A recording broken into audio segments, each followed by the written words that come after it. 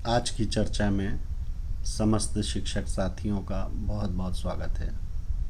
आज की हमारी चर्चा का विषय है M618 अर्थात कक्षा 6 में गणित के 18वें लर्निंग आउटकम पर। इस विषय का जो लर्निंग आउटकम है, जिसका विषय है सारणी, चित्रालेख, दंड आलेख के रूप में व्याख्या करते हैं।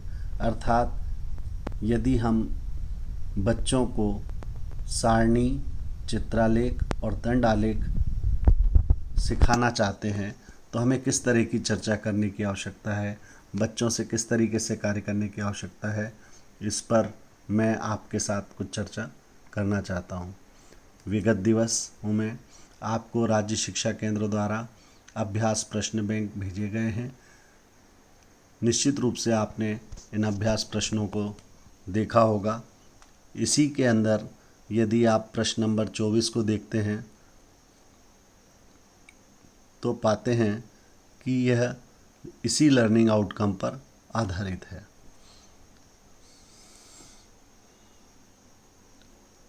शहर के एक व्यस्त चौराहे से प्रातः 10 बजे से 11 बजे तक निकलने वाले वाहनों की संख्या निम्नानुसार है। वाहन के नाम दिए गए हैं, संख्या दी गई है और पूछा गया है कि चौराहे से 10 बजे से 11 बजे के बीच कौन सा वाहन सबसे कम निकलते हैं। सबसे कम वाहन निकलने वाले वाहन की संख्या ABCD में से कौन सी होगी, इसके लिए बच्चे को ऊपर की सारणी का अवलोकन करना होगा और देखना होगा कि न्यूनतम संख्या 9 है, जो कि के ट्रक की है। मतलब स्वाभाविक है कि उस स्थान से सबसे कम निकलने वाले वाहन ट्रक हैं।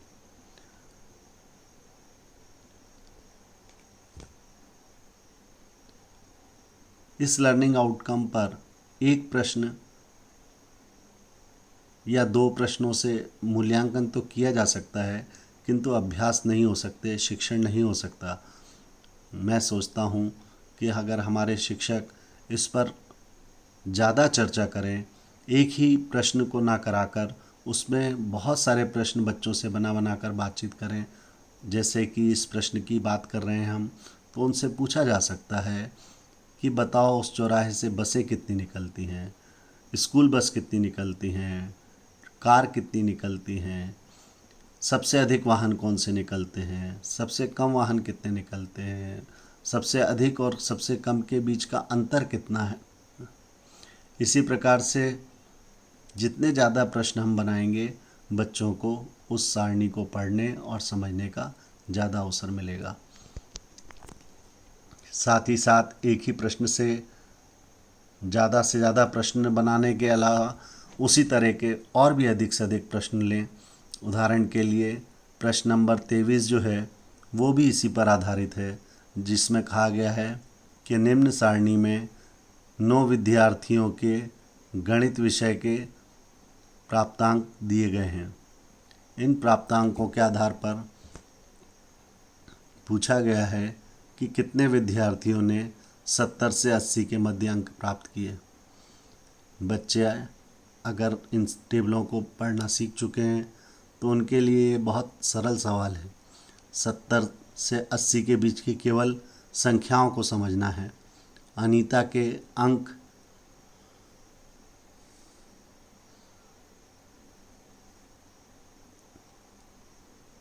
कपिल के अंक, कला के अंक और आशा के अंक ये 70 से 80 के बीच में है।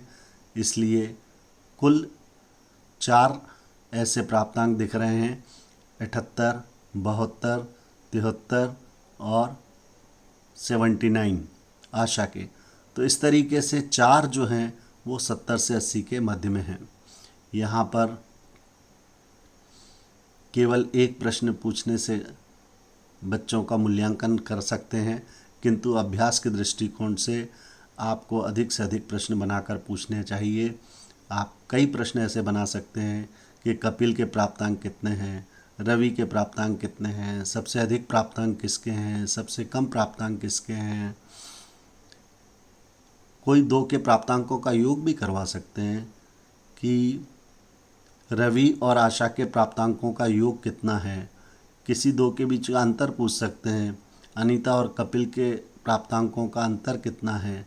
तो इस तरीके से आप सारणी को अधिक से अधिक पढ़ने के लिए बच्चों को प्रश्न दें, जिससे बच्चे सारणी को अधिक से अधिक तरीके से पढ़ सकें, समझ सकें और उस पर अपनी एक अच्छी समझ बना सकें। इसी तरह से यदि आप चित्रालेख पर प्रश्न देखते हैं, प्रश्न नंबर 26, इस प्रश्न में कहा गया है, एक कन्या माध्यमिक शाला की कक्षा 8वीं की एक सप्ताह की उपस्थिति निम्नानुसार है। दिन दिए गए हैं और उपस्थिति दी गई है, किंतु यहाँ उपस्थिति अंकों में न देकर चित्रों में दी गई है। अपेक्षा है कि बच्चे पैमाने का उपयोग करके उन चित्रों को संख्या के रूप में समझ सकेंगे। आप बच्चों को अधिक से अधिक अभ्यास प्रश्न कराएं। पूछें कि सोमवार के दिन कितनी उपस्थिति है। बच्चे क्या ये समझ पा रहे हैं कि इसमें 7 चित्र हैं और 5 पैमाना है, तो 35 उपस्थिति हुई। क्या किसी अन्य दिन की उपस्थिति पूछ सकते हैं, बुधवार की उपस्थिति कितनी है, शनिवार की उपस्थिति कितनी है, सबसे अधिक उपस्थिति कितनी है, किस दिन है, सबसे कम उपस्थिति कितनी है, किस दिन है। इस तरीके से इस पे अधिक से अधिक प्रश्न बनाकर आप पूछ सकते हैं। इसमें पूछा गया है गुरुवार व बुधवार की उपस्थिति में कितना अंतर है।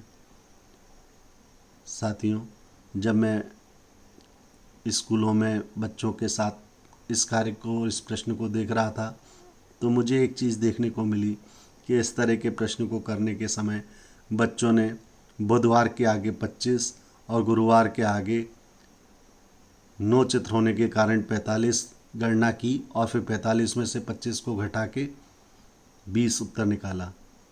मैं यहाँ पर आप लोगों से अनुरोध करूँगा कि बच्चों को ये समझाने की ज़रूरत है कि इस तरह के प्रश्न में संख्या निकाल कर अंतर करने की बजाय यदि चित्रों में अंतर पहले निकाल लें, हम वो बुधवार और गुरुवार के अगर हम देखें कि 5-5 चित्र दोनों में समान हैं और बाद के जो 4 चित्र हैं वही उनका अंतर है, तो यदि चित्रों में अंतर 4 है तो स्वाभाविक है कि संख्या में अंतर 20 होगा। तो इस तरीके से गणना को फास्ट भी किया जा सकता है, बच्चे उसी कार्य को कम समय में कर सकेंगे, ऐसी मेरी आशा है। यदि आपकी बात बच्चे समझ गए हैं तो आप उसे किसी अन्य समांतर प्रश्न के माध्यम से जांच जरूर करके देख लें। यदि हम पूछें कि सोमवार और बुधवार के दिनों में उपस्थिति में कितना अंतर है, तो क्या बच्चे फिर से कर पा रहे हैं। किसी अन्य और दूसरे दिन की उपस्थिति का योग करा के देख सकते हैं, अंतर करा के देख सकते हैं। इस तरह से जितने ज़्यादा प्रश्न हम बच्चों के साथ चर्चा में उठाएंगे, बच्चे उसको ज़्यादा बेहतर तरीके से समझ पाएंगे। एक और तरह के प्रश्न बच्चे के सामने परिस्थिति के रूप में ला सकते हैं, जबकि अभी हमने देखा कि पहले वाले सारणी में अंक थे, फिर चित्र आए। अब यदि ऐसा हो कि उसमें पैमाना ही ना हो, जैसे कि प्रश्न नंबर 28 में नीचे दी गई सारणी विद्यार्थियों के एक समूह द्वारा रविवार के दिन टीवी देखने की संख्या को घंटों में दर्शाते हैं। ये सारणी क्या प्रदर्शित कर रही है? क्या बच्चे हमारे ये समझ पा रहे हैं कि 0 से 1 घंटे टीवी देखने वाले बच्चों की संख्या 4 है, 1 से 2 घंटे टीवी देखने वाले बच्चों की संख्या 10 है, 2 से 2 घंटे टीवी देखने वाले बच्चों की संख्या 15 है। क्या ये चीज़ बच्चे पढ़ पा रहे हैं, समझ पा रहे हैं? हमें ये देखने की आवश्यकता है। उन्हें ऐसे समझाने की कोशिश करने की आवश्यकता है कि इसे टेली कहते हैं और 1 2 3 4 के लिए 1 2 3 4 रेखाओं का उपयोग करते हैं, किंतु 5 होने पर उसको एक तिरछी रेखा के द्वारा 5 का समूह बना देते हैं।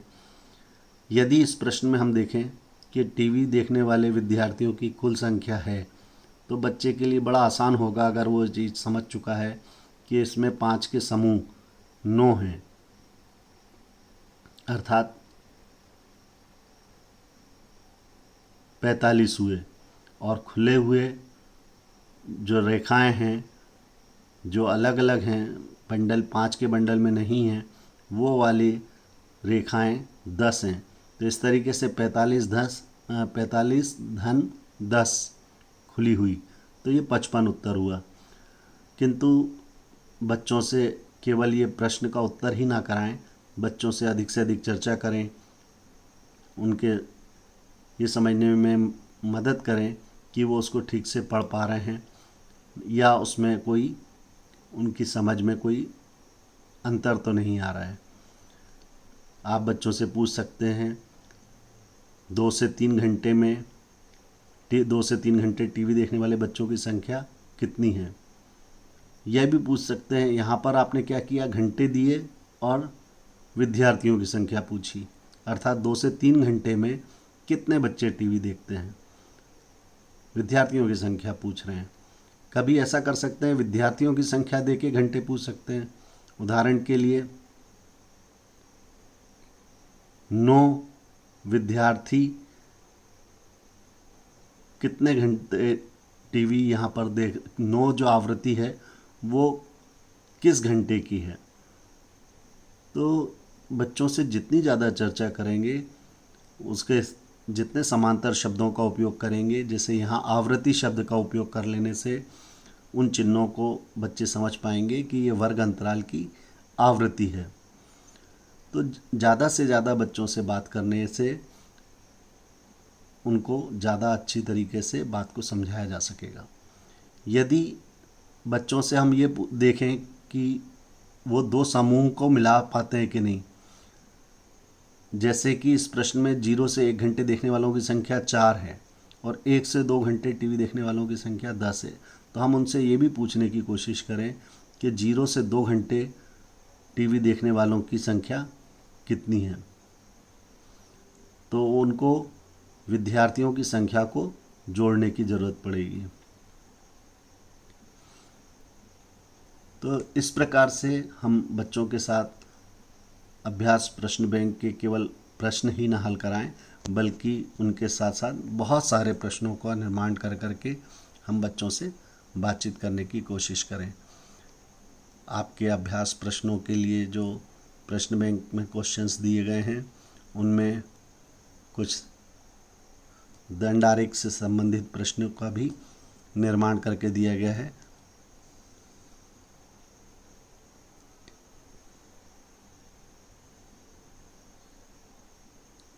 यदि हम ये प्रश्न नंबर